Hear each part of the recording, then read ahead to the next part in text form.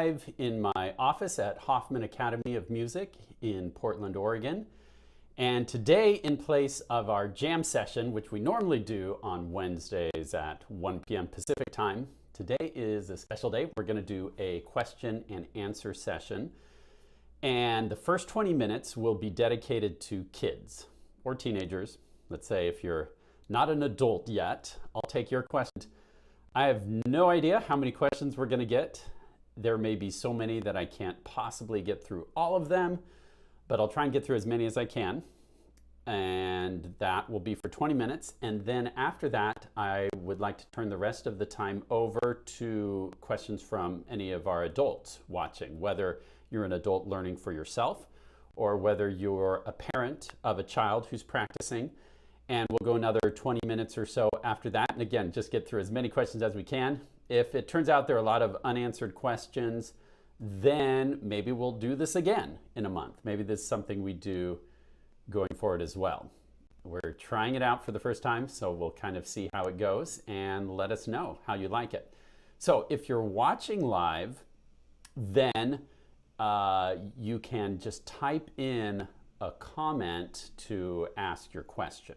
And I'll be looking on our Facebook page. So if you happen to be watching this stream on YouTube, that's fine. I'm glad to have you watching on YouTube. But if you want to ask a question, you'll need to go to our Facebook page, which is facebook.com/HoffmanAcademy/live. And on that page, I'll be live for the next little bit, answering questions. If you're watching this after the live event, because we'll archive this video. So if you're not watching this live, of course, I won't be able to answer your questions, but hopefully one of the questions that someone else asks will be of interest to you. So again, welcome everyone who's watching. Excited to have you. And let's get started with some questions from kids. Oh, one more thing. Today, the focus is going to be on music or piano related questions. Of course, if you have questions about like things not music related, what's your favorite color, or you know, things about me personally, I'll try and throw in one or two of those, but I'm mostly gonna focus and give highest priority to our music related questions today. And maybe we could do one that's more just for fun later. All right, so let's see what we've got. Whoa, okay, now I'm hearing myself. Okay, so I've got my phone here and I'm just going to be looking through questions and answering as many as I can. And I'm gonna go fast because, you know, rapid fire I think will help us get through as many questions as possible. So I'm just gonna start at the top. Will I be adding any more units, asks Christina. And the answer is yes. I'm already planning out unit 14. And as long as I can tell that people are still watching them, I'll keep making units. I have plans all the way up till unit 30 something, until I run out of songs to teach or until we run out of people who are interested in watching them. So, but we seem to have a lot of people making it through unit 13, which is my last unit. So yes, planning on making more.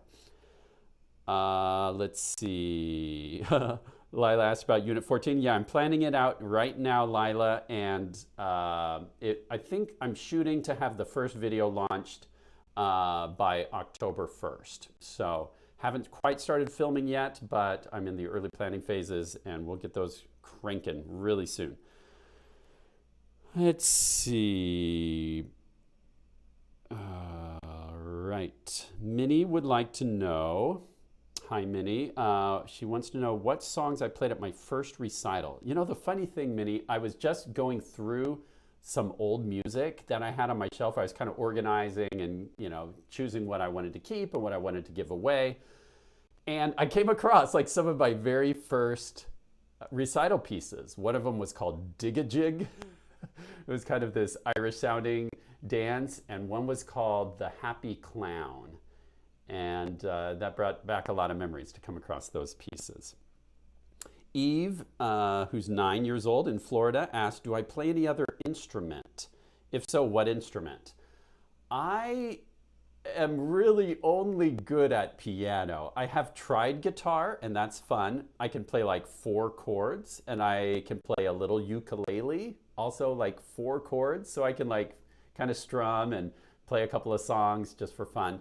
But the only instrument I've studied seriously is the piano.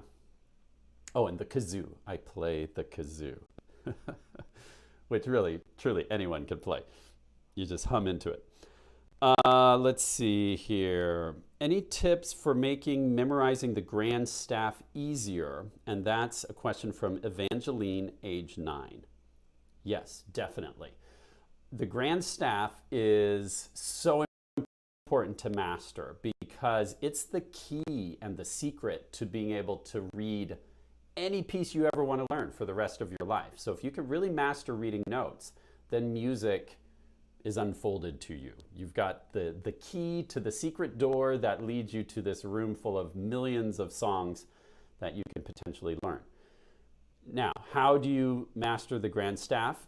Start with the clefs. You've got to really know, okay, what does the treble clef mean? What does the bass clef mean? That is a symbol that shows you where G is, and the bass clef is a symbol that shows you where bass F is. You can go back and watch, I think it's the first lesson in Unit 2, or somewhere around there, the lesson called Grand Staff, and I'll give you those basics. And then you've got to just really master it. Like, you've got to be able to see a treble G on the staff and instantly recognize it. Maybe just pick up random pieces of music. It could even be really advanced music. And see if you can find all the treble Gs on a certain page. Find all the bass Fs. Know those 2 notes like the back of your hand. Like, you'll know them till the day you die. You're best friends. So you just recognize them forever. And then same with middle C. And then once you feel like you have those really mastered, start adding some notes a step away. Maybe a step above treble G. Oh, that's an A. Because it's important that before you try to master the grand staff that you have a real understanding of the musical alphabet.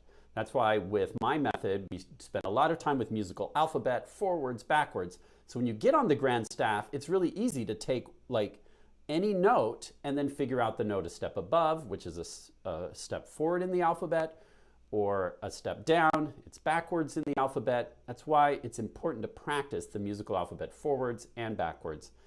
And then you just slowly start to get to know other notes that we call the guide notes, like your treble C and your bass C, and then what I call flag F, which is that top line of the treble staff, or ground G, which is the bottom line of the bass staff.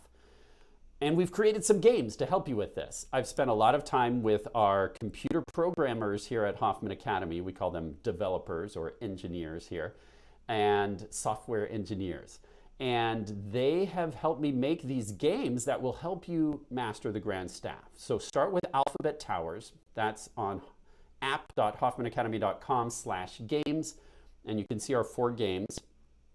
Sneak peek, we're about to release a 5th game later this week. And it's going to be really fun.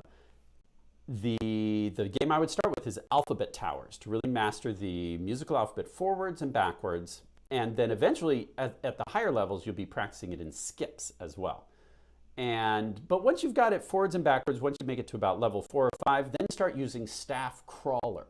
And that game will help you take those notes on the staff. It will start with the guide notes, and then you'll step up or step down, and slowly you'll just be growing and growing in your skills. Do a little bit of sight reading every day, and remember those guide notes. Always come back to those, and you'll be in great shape.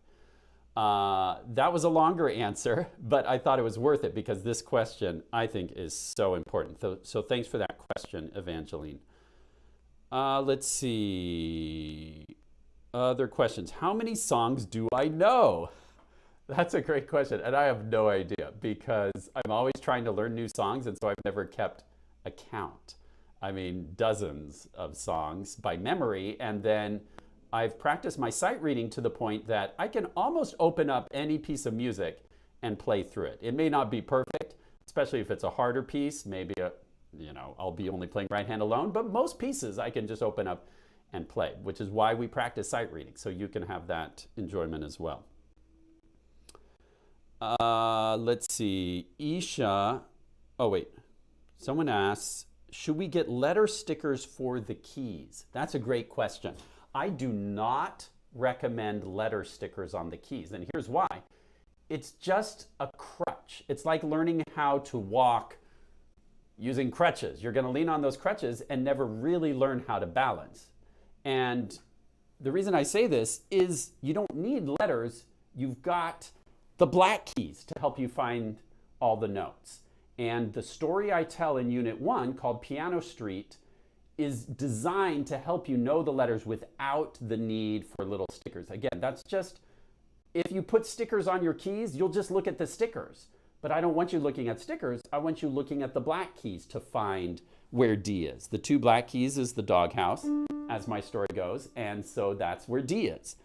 And you can quickly find any D just looking for the 2 black keys. And the other stories I tell, if you go to Unit 1 and review those, and the game we're releasing this week actually helps you drill this. It's called Piano Street, and the game that will be coming out by next Monday. We're shooting for this Friday, but we'll see how it goes. Within a week, we're going to have a new game where you can practice naming all the keys on the piano, and with sharps and flats in the higher levels, and it will be a great way to drill that very thing. It's a great question. Isha from Atlanta, Georgia asks, how do you make your own sheet music? That's a really great question. The software that I use, and I have used for years and years, is called Finale. And it's professional software where I can plug in my digital piano into my computer and I can play the notes and it will pop up on the screen, and then I can add dynamic markings, staccatos, slur marks. I can make it look fancy, add a title, and then just print it out or turn it into a PDF so you can download it yourself. So if you're interested, Finale I think has a student and also a free version that you can try out making music for yourself. So check it out.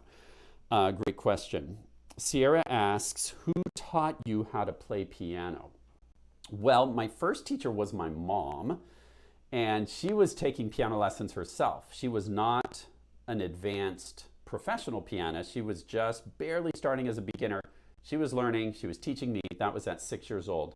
But I loved it so much, I asked to get lessons from a professional teacher. So then we got, my first professional teacher was Mrs. Ingalls. And she had a big dog that knocked me into her swimming pool one time after my lesson. And she was a lovely person, and I have lots of great memories learning piano with Mrs. Ingalls. All right, let's see. So I'm still doing questions from kids. I'm seeing some questions from grown-ups. I will come back to those. Let's see. A student asks, hello, Mr. Hoffman, is the sforzando a dynamic marking or an articulation? That's a great question. And, the thing about music and music theory, it may not be as rigid with black and white answers to certain questions like this as, say, a science, where you can say, okay, the proton or this atom, this element has this many protons in its nucleus. Things like that. With articulations, you could probably make a good argument for either one. Sforzando is, if you're wondering, where's my dry erase markers? Sforzando is this symbol, which, can you read that? Yeah. Sforzando means to accent the note. And so in terms of it being an accent, you could say it's an articulation, but because of this forte, it's sforzando means, you're going to use force on that note. I would call it a dynamic marking because it's got that F in it. But again, I think you could argue either way. Interesting question. Let's see. Noelle asks, how can you do hands together easier? Wow, that's a great question. I think pianists get really smart because it's very rare to do anything in life where you're simultaneously using both hands. And they've got to be timed just right. And sometimes you're playing like 3 notes in this hand and 2 notes in this hand. And so unlike typing, where you only press 1 key at a time, if you're like typing on a keyboard, when you play the piano, you're playing multiple notes at the same time. Yeah, it's super tricky. So how do you do that? You just got to slow it down. Take it left hand alone, take it right hand alone, and then very slowly, super slow motion, I call it, you're going to play it. And you may have to do it 50, maybe 100 times, but be really patient. When I'm learning a new piece, I just take like 2 notes sometimes, 5 notes, and just go over it again and again until it feels natural. Don't be satisfied until it feels natural. You don't want piano playing to feel hard. You want to practice so much that it feels easy. And when it starts to feel easy, that's when you know you're in a good place. I'll play something sometimes 50, sometimes 100 times until it feels easy. That's when I know that I've really mastered it. Great question. Let's see, can you play the piano upside down? Well, that's a great question. And yeah, I saw this from John Schmidt, who's the composer of our theme song, All of Me. Like, it's kind of this fun trick where you can, you know, if you like lay on your piano bench and like, let's see, if anyone's been learning Lady, Lady, you know, you can just kind of put your hands over your head.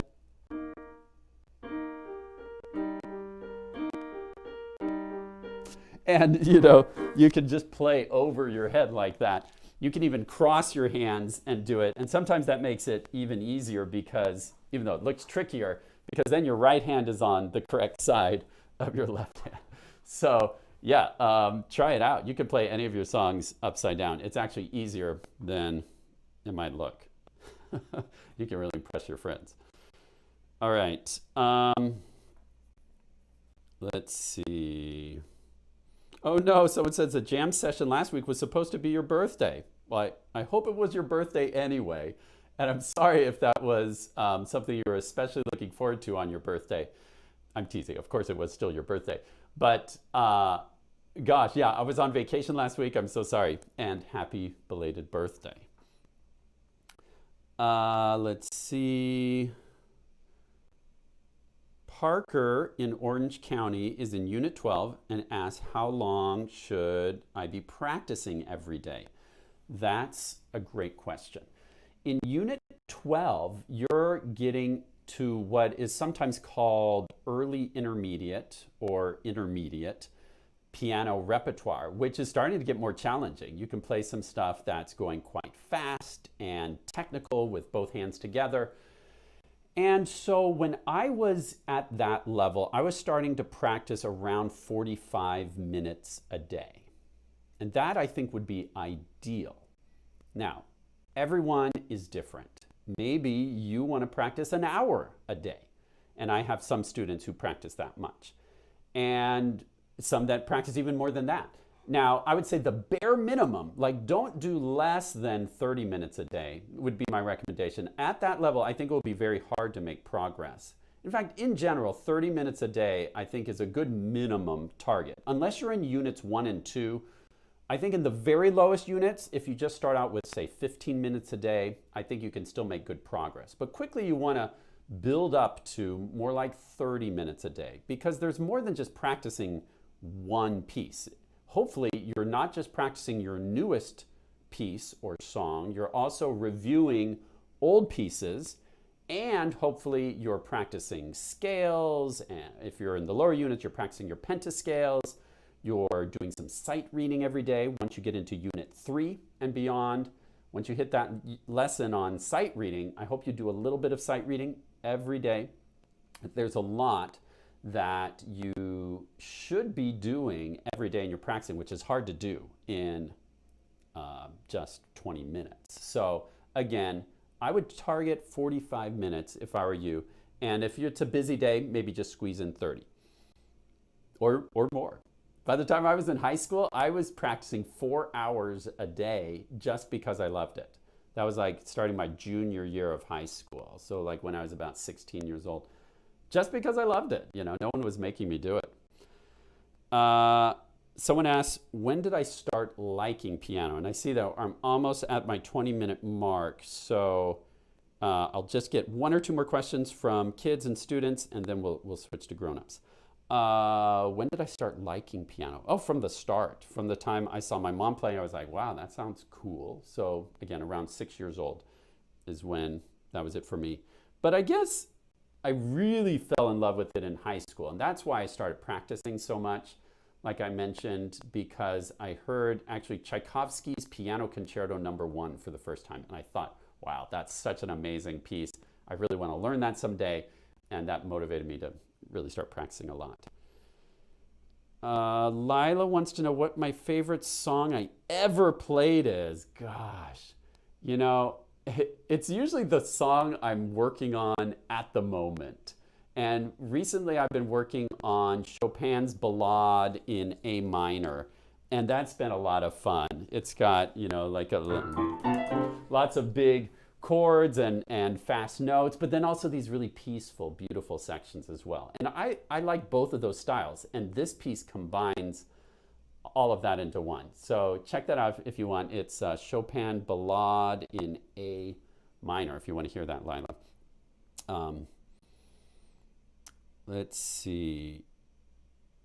Okay, we're going to squeeze in one more from a kid just because I love kids and I can't help it.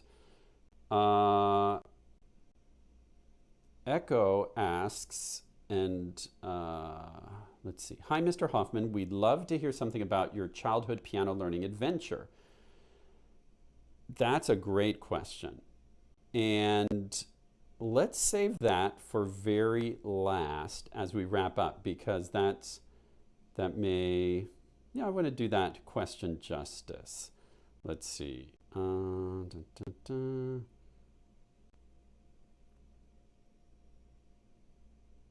Someone asked if I can play the Happy Clown right now. I mentioned that earlier. I have totally forgotten how to play the Happy Clown. But if I had the music, I could play it. Maybe I'll bring that out another week. A Happy Clown with my eyes closed. No, I cannot do that. I'm sorry. Yeah, it was so long ago. Gosh, that would have been, you know, over 30 years ago. I can't even remember what the song sounds like. So I'll have to grab the music for next time. Okay. 5 chord. It's the 5/7 chord. Okay, so let's transition to some questions from grown-ups. And here's one from Tim, who asks, I know what a 5 chord and a 7 chord is, but why is the 5/7 chord played the way it is? That's such a great question. And this gets into some slightly more advanced music theory. I usually tell students if they ask, why is that called the 5/7 chord? I usually just say something along the lines of, just trust me. It's a 5/7 chord, and later when you know music theory, I'll be able to explain. But in case you're interested, I'll try and give you a quick version and see if this makes sense to you. Oh, and by the way, if you're a kid and this starts to get boring, feel free to say goodbye. I'm going to start doing questions for grown-ups, and sometimes grown-ups just ask boring things, you know, and we talk about boring things. That's what grown-ups like to do. So if you get totally bored out of your mind, feel free to go do something more interesting. I'm going to be doing the grown-up question time now. So let's come over to the piano, and I'll give you my quick explanation of, oh wait, no, wrong camera. I forgot, I'm using the built-in camera. Okay, so let's see if we can get close enough that this can work. Okay, so let's say we're in C major, right? So the 1 chord is C, E, G. The 2 chord is just everything a step up. D, F, A, the 3 chord, the 4 chord, the 5 chord. All right, now, when you're in the lower units and I say play a 5/7 chord, how we usually do that is we play B, F, G. Can you see what notes I'm playing? Sorry, this is kind of far away. B, F, G is the 5/7 chord. But it's kind of a let's say, a version, or once you know this term, it's actually technically an inversion of the 5/7 chord. It's not in root position. Let's find it in root position. Okay, so, and one thing that can get confusing is there is a 7 chord. Like if this is the 1 chord, 2 chord, 3 chord, 4 chord, 5 chord, 6 chord, 7 chord, 1 chord. But when you say 5-7 chord, that doesn't mean the same thing as a 7 chord. Like there is a 7 chord, which equals B, D, F. Okay, that is the 7 chord, and it usually has this little symbol because it's diminished. That's the 7 chord in C major. And the 5 chord is G, B, D. Okay, but then the 5-7 chord, what you do is you're taking the 5 chord and you're adding a note, an extra note that's a 7th above the root, which is G. So you're taking the 7th above G, which is F, and building a new chord now with 4 notes in it, 4 pitches, G, B, D, and F. And that's the true root position 5-7 chord. But what we do in the lower units is we teach you an inversion of that. We take this G and put it on top, which you can do in music. That's just called inverting the chord. It's still the same chord, just inverted now. And then we leave out the D. And so then you'll see those classic notes that build the 5-7 chord, which is B, F, G. But where did we get those notes? We got it from this, the original 5 chord with this 7th added on top. Now, if that was confusing, that's why I don't explain it and just say, trust me. You know, this is like college level music theory, which we'll get to in some of the higher units. By the time you get to unit 30, you will know college level music theory. But anyway, hope that was fun.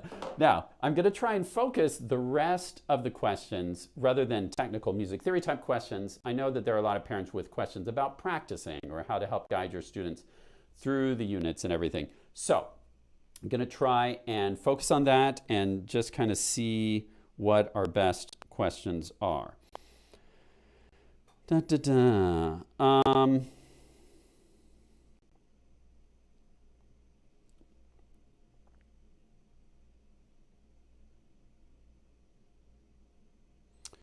Julie asks, what's the recommended number of lessons per week to retain good momentum? That is a really great question. And I want to start by saying that it depends. And one of the great things about online learning is how customizable it is. With traditional piano lessons, you have a lesson at a set time once a week. And during the week, if you're actually ready for new material partway through the week, you still have to wait for your lesson. Or sometimes your lesson comes and you actually could use a few extra days before your lesson. But with online learning, you can go exactly at your own pace. And so just know that whatever advice I give, you've got to find the pace that's right for you. And what's right for one person may be different from what's right for another. So instead, I'll give you principles to help judge what the right pace for you is. And for me, the best pace is the pace where learning is fun, enjoyable, and pleasantly challenging. Pleasantly challenging is the key word. If you're feeling overwhelmed, you may be going too fast. You're like, whoa, these songs are so hard. Now, every once in a while, I do throw in a real challenge, like Lady Lady is a real challenge. Dinah is a challenge in Unit 2. And when you hit those challenges, you know, dig in and work hard. But if you've been blasting through and maybe only half learning pieces, when you hit those challenges, you may not be fully prepared if you've been moving through too quickly. Maybe you need to slow down and make sure the learning is thorough. At the same time, don't go too slow either. I build into those practice sessions. If you're a premium member, I've carefully planned out each practice session to give you some review of older concepts. So if something isn't perfectly mastered, that doesn't mean you have to stop going on to new lessons. I would say you want to get it kind of under your belt. My recommendation is you do a lesson and then the next day do a practice session that follows the lesson. And if that practice session felt easy, you're like, hey, no problem. Well, go ahead and go on to the next video lesson the next day. But if that practice session was kind of like, wow, that was pretty rocky, then maybe repeat the same practice session the next day, and maybe even the next day after that. repeat the practice session until it starts to feel, it doesn't have to be perfect, but starts to feel like, hey, not so bad. I feel like I'm starting to get the hang of it, and then maybe go on to the next video lesson. And know that in the next practice session after that lesson, there's still going to be some review of the earlier stuff. So again, you're not going for complete mastery with each practice session or with each video lesson. You're going for like comfort level. Like, hey, I think I'm ready for more. Now, I've heard from some kids, if let's say they have some previous piano experience, some of them are watching multiple lessons a day to get through some of the easier units, the earlier units, I should say, because it's only easy necessarily depending on your prior skill or experience. So my advice is, if you're feeling like it's super easy and you want to go through multiple lessons a week, great. If it's starting to feel challenging and a little bit difficult, maybe slow down. I'd say the average for most students is 1 to 3 new video lessons per week. And on the days in between, you do the practice sessions. And just find the pace that feels like you're having fun and you're being comfortably, pleasantly challenged. Maybe every once in a while, like frustratingly challenged, but I hope those frustrating moments only last for a couple of days. And kids, if you're still listening, when you hit those frustrating days, don't give up right away and throw up your hands and be like, oh, piano's no good. You know, push through, keep trying. I've had challenging days where I'm like, oh, I'm just not getting this. Hopefully those only last a couple of days. If those are lasting weeks and weeks, okay, maybe you've been going too fast. You need to slow down and maybe back up and relearn some of those easier songs, build up some successes. We want to feel mostly successful. If every day is a struggle, week after week, then you might want to reevaluate the pacing, okay? Pleasantly challenged, every once in a while frustratingly challenged, but mostly we're having a good time. We feel like we're making progress. Great question. And I hope that was helpful to a lot of people. Let's see.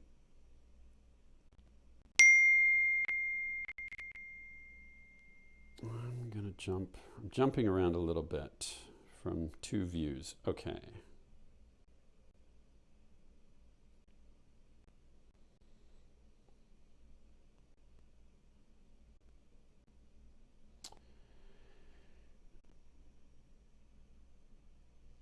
Just give me a sec. I'm looking at questions that are best to answer. More than I can answer. Someone asked, what happens, Naira asked, what happens when you finish all the levels in the game? Well, if you haven't checked out Staff Crawler for a while, we've just added some new levels to that. So you should go check it out. Basically, it just keeps you at the highest level until we eventually, hopefully, add more levels. Some games there really isn't a good way to add more levels because you've pretty much mastered that concept. But you can always go back and review. Okay, here's a great question from Sarah. How do you overcome frustration when you can't get your fingers to do what you want them to do? Yeah, I think we've all felt that, right? A lot of times in day-to-day life, you're just grabbing a pencil or you're opening a door and you don't have to move your fingers individually, right? One at a time. And so it's just something that takes time. Like I saw the most amazing video of someone who had lost, I can't remember if it was something from childhood or from an accident. They didn't have full use of their hands and fingers for some reason, and they had learned to play the piano with their toes.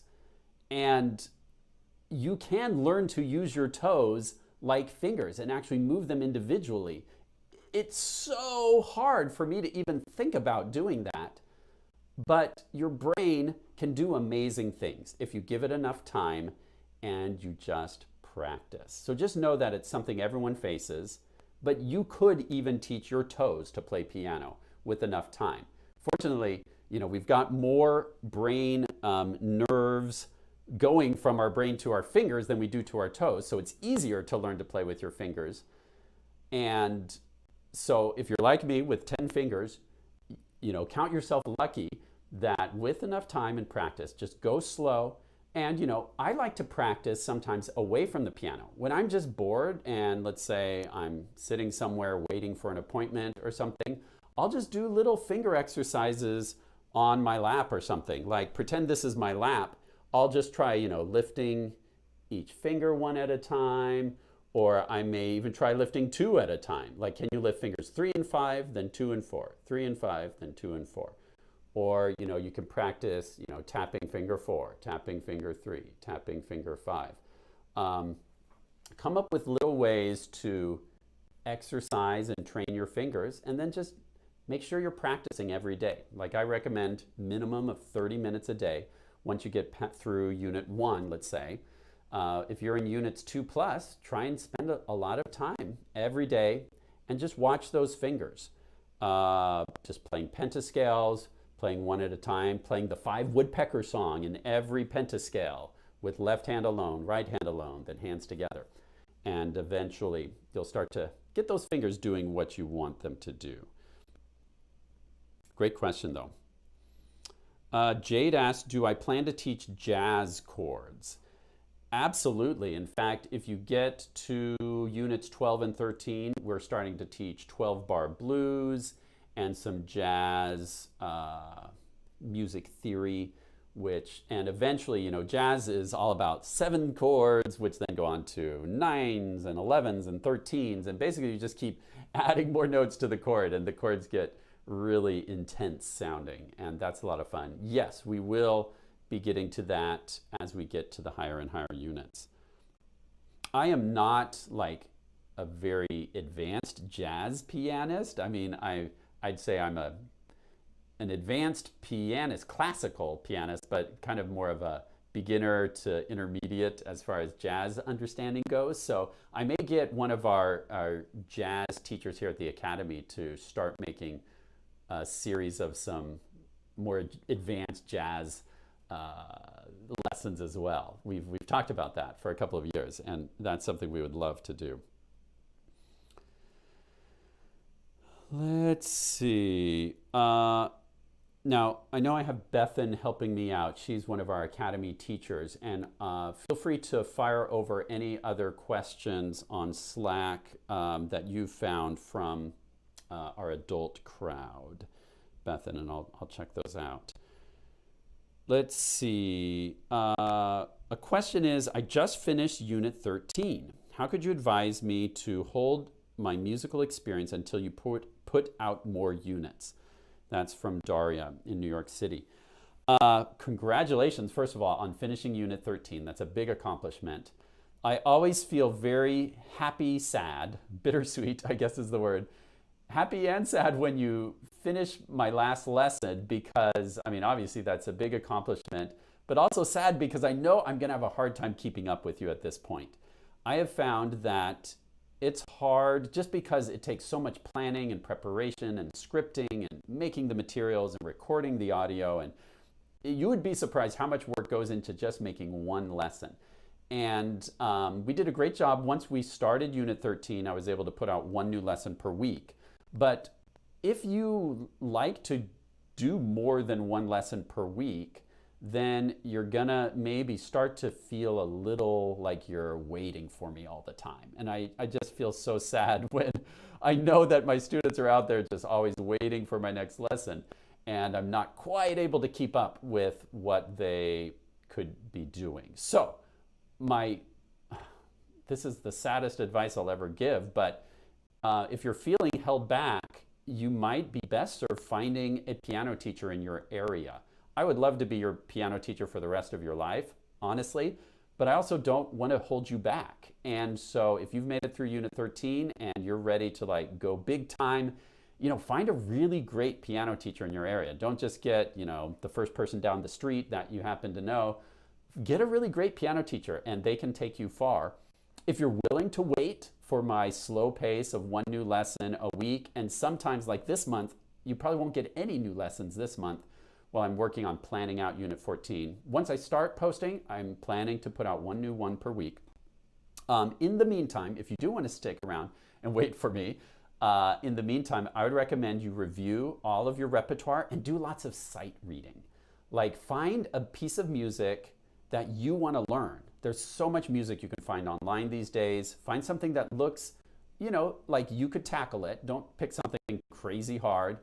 Find a piece of music you want to learn and challenge yourself to learn something new without my help, which is a great way to build independence. My goal is someday you don't even need a teacher, right? I want to work myself out of a job where you are so good at reading notes, you know everything there is to know.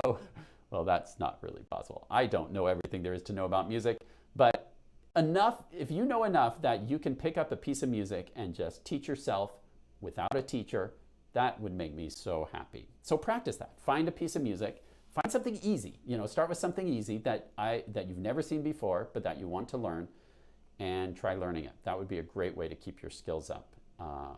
If you see a symbol in the music that you don't know, take the time to look it up.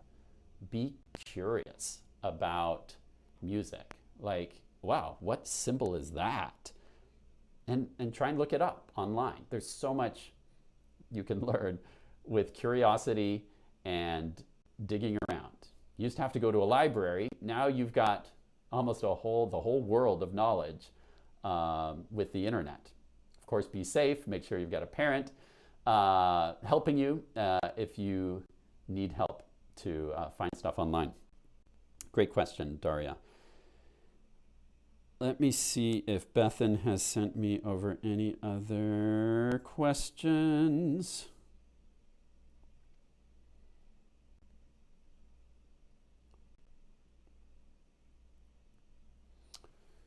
Okay, someone asks, when I play 4 connected 8th notes or 16th notes, I often struggle to play them quickly. It's kind of a lot of work to push them all the way down, and I feel like the notes aren't very loud or clear. Like I've lost a bit of the sound and it's not as rich. It's my first time working with a piano that has weighted keys, so is it just a matter of me building up the muscles in my fingers? I've gotten a little better at this and I've had the piano for a few months. What do you think? From Valerie. Great question. And I would say that if you've only been working on a weighted key piano for a couple of months, that is probably the reason that you're feeling a little bit of maybe frustration or resistance. I recommend that students, when they start from day one, if you can, practice on a piano with weighted keys. A digital piano with weighted keys is fine for starters, or an acoustic piano that's in good working condition. If you have a keyboard, if they don't use the term digital piano, if it's just called a keyboard and let's say it doesn't have 88 keys, most of those aren't weighted. And what will happen is your fingers will play the notes, but it takes almost no effort or very little muscle effort. And that is probably what's happening now, is you just need to build that up. I would go back to some very easy songs like 5 Woodpeckers or anything that's using all 5 fingers. The thing I like about 5 Woodpeckers is it spends a little bit of time on every single finger one at a time. So it's kind of like a finger exercise in a song, which is great, right? So do your pentascales, do 5 Woodpeckers, and just give your fingers some time to build up that independence and finger strength. And like I said earlier, you can build up strength away from the piano too. Take those fingers and just make sure every joint is getting some strength in it and practice. And I think you'll find, when I'm struggling with fast notes, if my notes are like kind of mushy or not clean, I slow it way down and play just very deliberately on every note, making sure I'm using good arm weight, every finger, just taking a lot of time, and then just gradually speeding it up. You want to get to the point that 4 fast notes just feels like one motion, and your fingers just have the strength and independence to just kind of do it in a single stroke. But that takes time and practice. So keep it up and hang in there. Here's a question about virtual instruction. Do you think that virtual instruction is as good in person is as good as in person? And if not, what do you lose out on? Great question. So I don't have a lot of experience with virtual teaching. Like if I were on my camera and you're on your camera and we're using FaceTime or something and I'm teaching you live, but we're using technology to do it instead of being face to face. We have, because of COVID-19, our teachers here at the Academy have started, we've had to do all of our lessons remotely using technology and doing it remote. And what I've heard from our teachers is that it has its challenges. It's, technology can fail, or if the streaming quality isn't as good, or the audio quality, so you have technology problems, which obviously is going to be a frustration. There are a few positives that I've heard, though, as well. And one of them is when a teacher teaches, and all teachers do this, I'm guilty of it sometimes too, sometimes when we see a little problem or mistake, we want to jump right in and fix it. We want to just show them the note and just, we see a problem, we want to fix it. It's just human nature, right? If you're a problem solver. And teachers are problem solvers. We want to help the students solve their problems. But sometimes we jump in and just show them the right note instead of helping them figure out how to fix their own problem. Now, with remote teaching, we've seen that teachers can't reach out and take their hand and fix their posture and whatnot. And so the students are having to gain more independence with owning their mistakes and fixing their own problems with guidance from a teacher, which in a lot of ways is ideal. So in some ways it's forcing us to be better teachers, because I think the truly best teachers don't fix a student's problems for them that they could fix themselves. A good teacher will teach a student the principles and the tools so that they can fix their own problems. And remote teaching kind of enables that. Now, a few other downsides to remote teaching. I mean, as a teacher, sometimes I do want to just maybe gently lift their forearm or something. That physical contact sometimes is beneficial. But sometimes I sit back and, don't have any contact and just, give advice, which is perfectly possible over remote as well. So I'd say there's some pros, some cons. Good creative teachers will find a way to make remote work. And I know of some teachers who love remote teaching, and actually that's all they do. If I had to choose, I would say I would still prefer to be in person. I just like being near someone when I'm working with them, but we've definitely found ways to make remote work. And that's a good question. We are starting to run out of time. We're actually past the time I had originally allotted, but let's see if there are a couple other good questions. Well, if you want to hang around, if this starts to get boring, feel free to sign off, but I want to try and answer as many questions as I can. I feel like there was one earlier that I wanted to come back to. Give me a second. Oh yeah, this is one I wanted to come back to from Meg. What are my thoughts on the Suzuki method? Well, I have a deep love and respect for the Suzuki method because that's one of my first original influences. When I first started teaching piano 20 years ago, I didn't know how to teach piano. I was in a master's program in music and taking some pedagogy classes, but I was brand new to piano teaching 20 years ago. And a professor in the education department at my university handed me a book on Suzuki and said, you should check this out. And so I read a book by Shinichi Suzuki, who is the creator of the Suzuki Method, and loved his philosophy of using the ear. And so many piano methods focus so much on the eye right off the bat, teaching symbols. Here's a half note, here's a quarter note, a whole note gets 4 beats. Giving them all the theory before they've even started making music. So Suzuki deeply believed in ear first, hearing music first, and then after kids have learned to make music, then teaching the symbols second. And that is exactly how you learn your native language. And that was the big breakthrough with the Suzuki method is, oh my gosh, we're teaching music, not how we naturally learn language.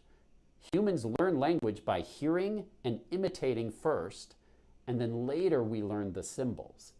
And if you teach someone the symbols first, and they found this in like learning a second language as well.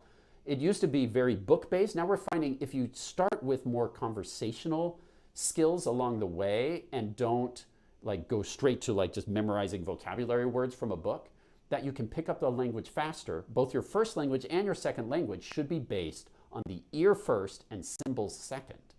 And so the Suzuki method was a very important early influence on me creating my own method. Now, why I broke away from the Suzuki method to create my own is there were some things I didn't like the whole Twinkle Twinkle as your very first song. Works great on the violin because it's like the first two notes are open strings on the violin, and so very simple. But on the piano, the first three notes in the Twinkle variation like has you coming, like you have to do a stretch, and it's not an ideal first song for piano. So I think there was too much trying to carry over from violin to piano. And so what I decided to do is build a method around the piano. Like, what is a good first song for a pianist? And Five Woodpeckers is so much easier than like Twinkle Twinkle, but it does a lot of the same things. So a lot I love about the Suzuki method, but another problem I have with it is I think they wait way too long to introduce sight reading. It is an ear first method, which I believe in, but in the Hoffman method, we introduced sight reading in Unit 3, which hopefully is, within your first year of piano, you're starting to tackle sight reading. And I want them to be great at playing by ear and playing by sight, ideally in the Hoffman method. All right. Well, there have been way too many questions to answer in one session. So I'll finish with just saying that I think we should do this again. And thank you so much for learning with me. You guys are like a dream come true for me. Not like, you are a dream come true. It's been, since getting married almost 20 years ago, it's been my life dream to start a music academy and bring music to kids. I used to think it was just going to be in my neighborhood, but then once I realized I could teach online like this, now we've got students all around the world, and that is just truly a dream come true. And I really appreciate everyone learning with me, your great feedback, your encouragement, your videos that you share with me on Facebook. It's very inspiring, and your great support just helps keep me going and making more content, and we want to keep making more content. I'm excited to release this new game later this week. Our team's been working very hard.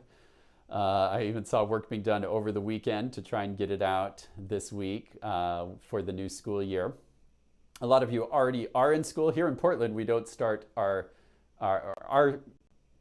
school district anyways doesn't start until September 14th, starting a little bit late this year.